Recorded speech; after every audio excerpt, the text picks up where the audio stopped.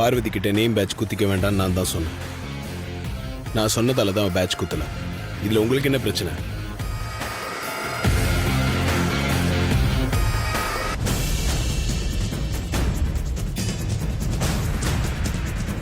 உன்கிட்ட யார் கேட்டாலும் நான் தான் உன்னை பேட்ச் குத்திக்க வேண்டாம்னு சொல்ல சொன்னேன்ல. ஏன் இப்படி அமைதியா இருக்க? நான் தான் சொன்னேன்னு சொல்லிட்டு போயிட்டே இருக்க வேண்டியதானே?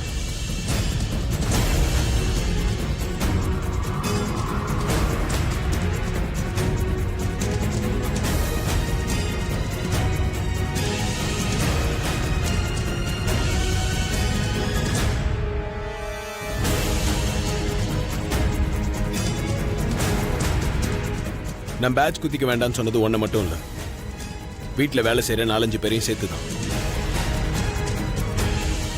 என்ன பல்ட்டி அடிக்கிறா? கிச்சனில் வேலை செய்கிற 4 பேருக்கு மட்டும் பேட்ச் கொடுத்து அவங்கள வேலைக்காரங்களா தனியாக அந்நியப்படுத்துகிற மாதிரி இருக்கு. அதனால தான் நான் அப்படி சொன்னேன்.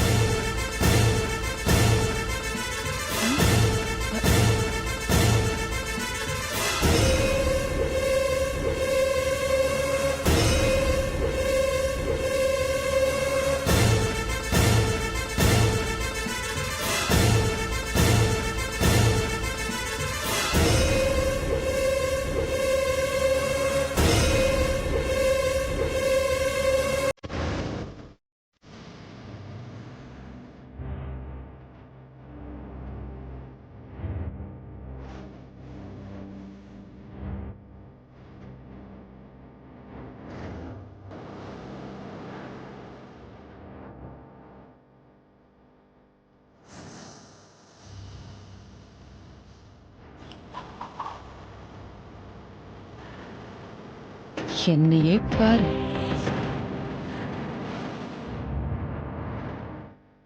ஆதி, மா, நான் இறங்கி வரும்போது நேம் பேட்ச் பத்தி ஏதோ பேசிட்டு இருந்த. கிச்சனில் வேலை பார்க்குறது 4-5 பேர் தான். அவங்களுக்கு நேம் பேட்ச் மாட்ட வச்சு நம்ம கிட்ட இருந்து அந்நியப்படுத்துகிற மாதிரி இருந்துச்சு. அதான் யாரையும் இனிமேல் பேட்ச் குத்த வேண்டாம்னு சொன்னாங்க.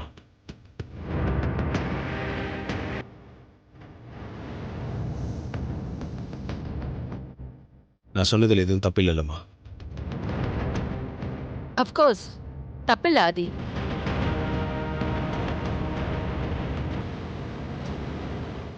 தேங்க்ஸ்மா. நான் வெளியே கிளம்புறேன். ம்.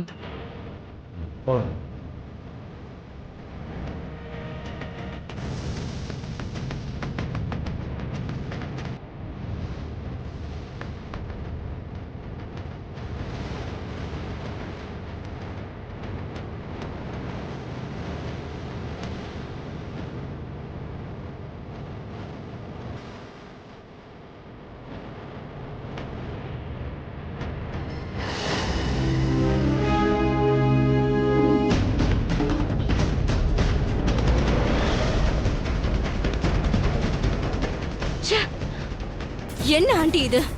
பெரிய பூகம்பம் வரும்னு பார்த்தா எல்லாமே வெறும் புஸ்வானமா போச்சு. பெரியத்த படியிறங்கி வந்ததை பார்த்ததும் ஆதி மாமா இன்னைக்கு பெரியத்த கிட்ட நல்லா வாங்கி கட்டிக்க போறாரு, காரசாரமா இருக்க போகுதுன்னு நினைச்சேன். ஆனா பெரியத்த ஆதி மாமா செஞ்சது தப்பு இல்லைன்னு சொன்னதும் உப்பு இல்லாம சப்புன்னு சாப்பிட்ட மாதிரி ஆயிடுச்சத்த.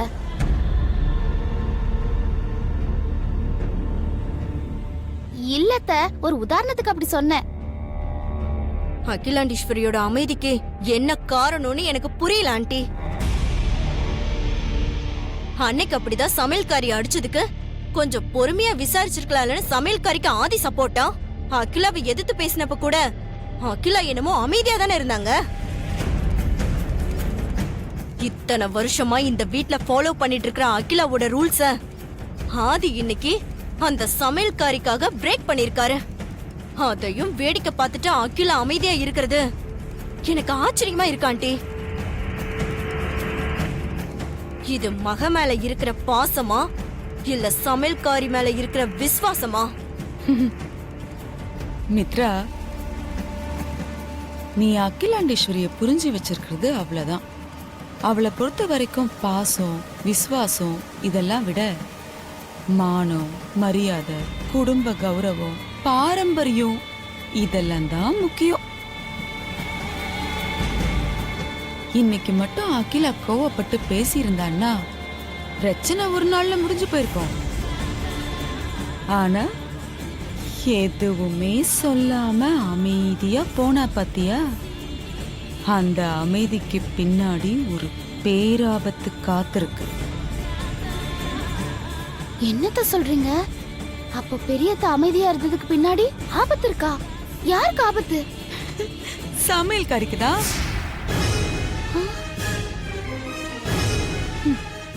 குடியிருப்பு பகுதியில பூகம்பம் வந்ததுன்னா ஈஸியா கண்ணுக்கு தெரிஞ்சிரும்.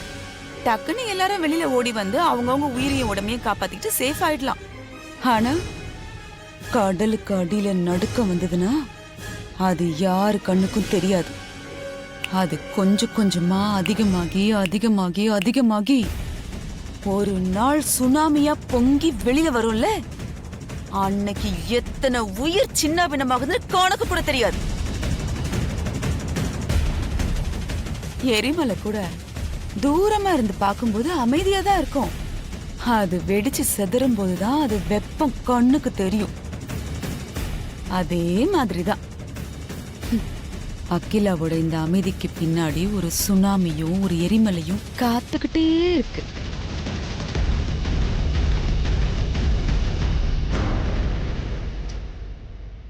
ஏய், நீ யோசிச்சு கீழ்ச்சது போதும். போய் ஜூஸ் எடுத்துட்டு வா. என்ன ஜூஸ் அத்த? ஏதோ ஒரு ஜூஸ் டி. நிறைய ஐஸ் போட்டு நிறைய சக்கரை போட்டு எடுத்துட்டு வா. நான் ரொம்ப சந்தோஷமா இருக்கேன். ஓடு. சரிங்க அத்த.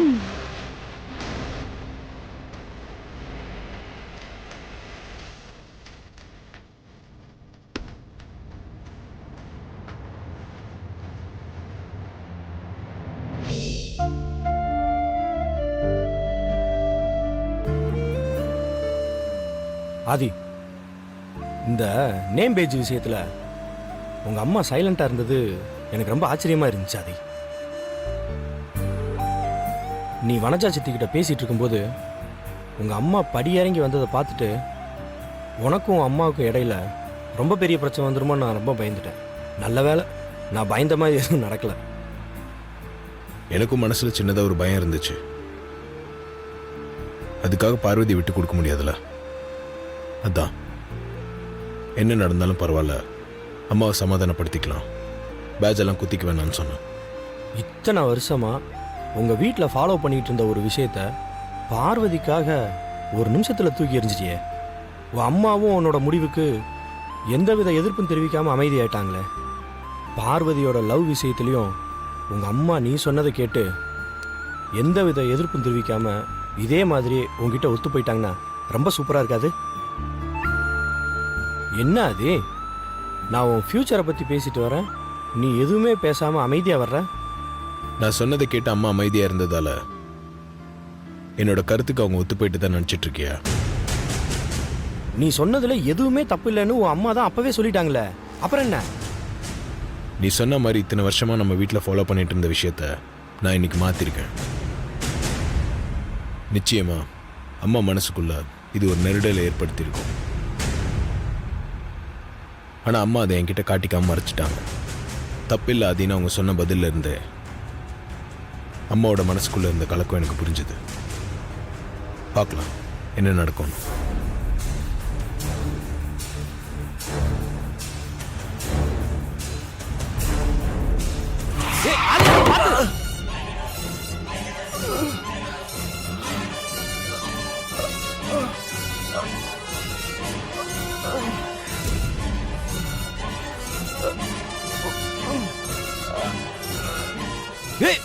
ஆதி, நம்ம தீபக்கு நந்தினி கஸ்டடியில இருந்து தப்பிச்சிட்டான்னு நினைக்கிறேன். வா போய் பார்க்கலாம்.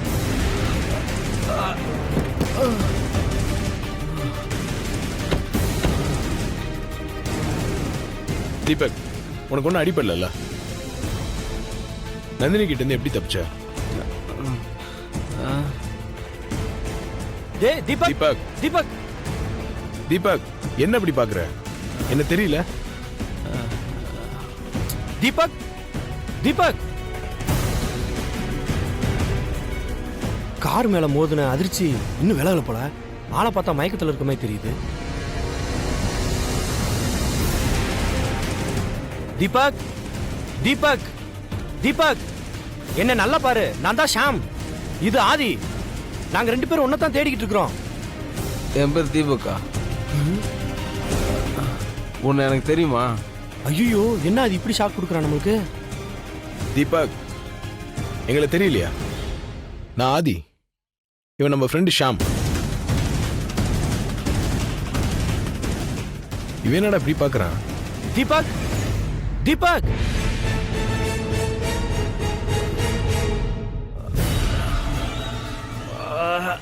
தீபக், என்னாச்சு?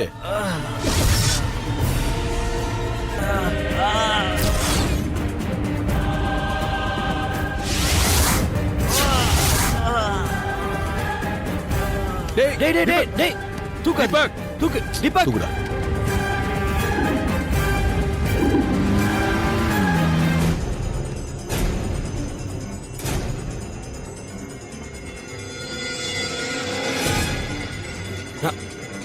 ஆதி ஆ?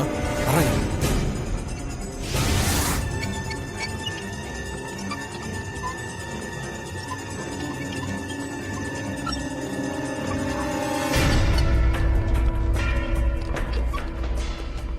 டாக்டர், சொல்லுங்க. தீபக் என்னாச்சு? ஸ்கேன் ரிப்போர்ட் என்ன சொல்லுது? தலையில ஸ்கேன் பண்ணதுல அவருக்கு தலையில அடிலாம் ஒன்றும் படல. ஆனா அவர் எல்லாத்தையும் மறந்துருக்காரு. அவர் பேர் கூட அவருக்கு ஞாபகம் இல்லை. தலையில் அடிபட்டிருந்தா தான் இந்த மாதிரி ஞாபகம் மருதி எல்லாம் ஏற்படும்னு சொல்லுவாங்க. ஆனால் ஸ்கேன் ரிப்போர்ட்டில் நீங்கள் தலையில் எதுவும் அடிபடலைன்னு சொல்கிறீங்களே. தலையில அடிபட்டா மட்டும்தான் இந்த மாதிரி நினைவாற்றல் பாதிக்கப்படும்னு இல்லை. அளவுக்கு அதிகமாக போதை மருந்து பயன்படுத்தினா அதனால கூட மூளை பாதிக்கப்பட்டு ஞாபக சக்தி பாதிக்கப்படலாம்.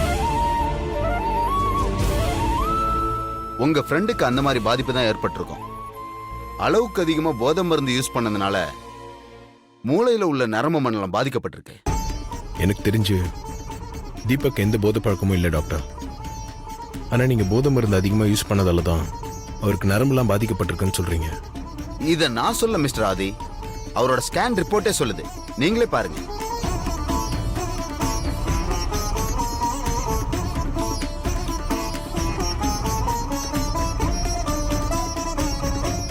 தீபக்கு பழைய ஞாபகங்கள்லாம் திருப்பி வருமா வராதா டாக்டர்? அளவுக்கு அதிகமான போதை மருந்தால மூளையில இருக்கிற நரம்பு மண்டலம் மிக கடுமையா பாதிக்கப்பட்டிருக்கு. எந்த அளவுக்கு ரெக்கவர் ஆகும்னு என்னால உறுதியா சொல்ல முடியாது. டாக்டர், அவருக்கு எவ்வளோ செலவானாலும் பரவாயில்ல. ஸ்பெஷல் டாக்டர்ஸை வர வச்சு கூட எப்படியாவது அவரை காப்பாற்றிடுங்க. எனக்கு தீபக் பழைய தீபக்கா வேணும். ம், தீபக்கு பழசெல்லாம் ஞாபகம் வரணும் டாக்டர். அவனை சீக்கிரமாக கியூர் பண்ணுங்க. கவலைப்படாதீங்க, ட்ரீட்மெண்ட்ல குணப்படுத்திடலாம். ஆனா எவ்வளவு நல்ல குணமாகணும்னு உறுதியா சொல்ல முடியாது.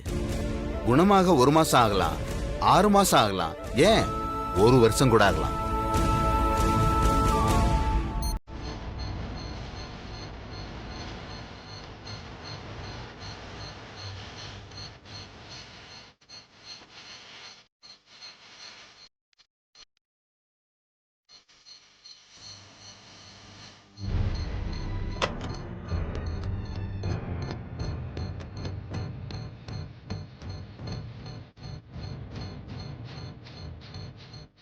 இத்தனை நாளாக தீபக்கை தேடிட்டு இருந்தோம். இப்போ இவன் கையில் கிடச்சும் நம்மளுக்கு யூஸ் இல்லையே. இதெல்லாம் இந்த நந்தினியோட வேலை தான்டா. இவன்கிட்ட இருந்து எந்த ஆதாரமும் நம்மளுக்கு கிடைக்கக்கூடாதுன்னு பிளான் பண்ணி தீபக் இந்த நிலைமைக்கு ஆளாக்கியிருக்கான். உனக்கு எதிராக நந்தினி போட்ட எந்த திட்டமும் இது வரைக்கும் ஜெயிச்சதில்லை. இதுவும் அப்படி தான் ஆக போகுது. சரி கிளம்பு.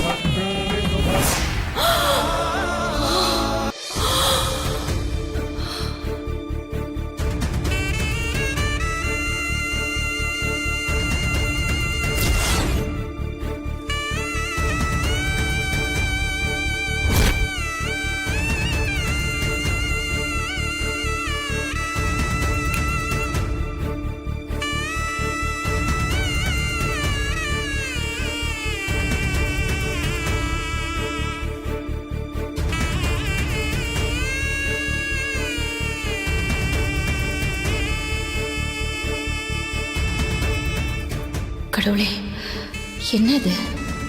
ஏன் இப்படி ஒரு கனவு வந்தது?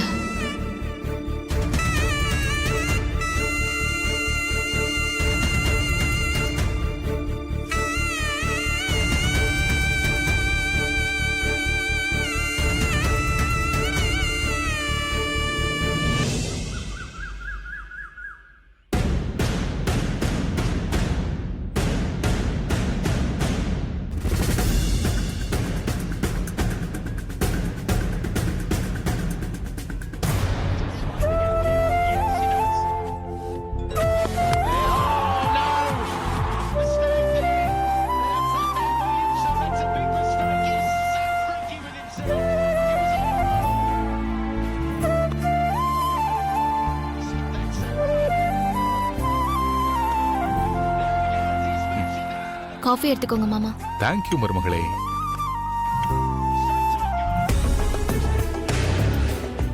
பார்வதி, சொல்லுங்க மாமா. எங்களுக்கு காஃபி எடுத்துட்டு வா.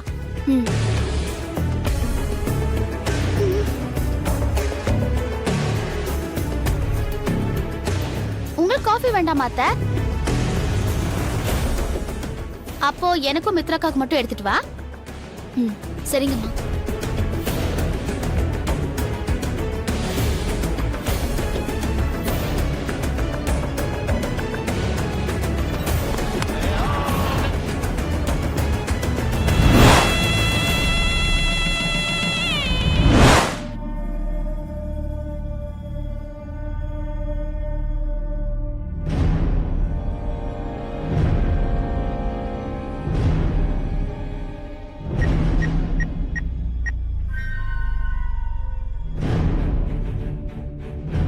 சுந்தரம், சொல்லுங்கம்மா. எனக்கு பார்வதி ஜாதகம் வேணும், கொஞ்சம் சீக்கிரம் எடுத்துட்டு வா. இதோ உடனே எடுத்துட்டு வரமா.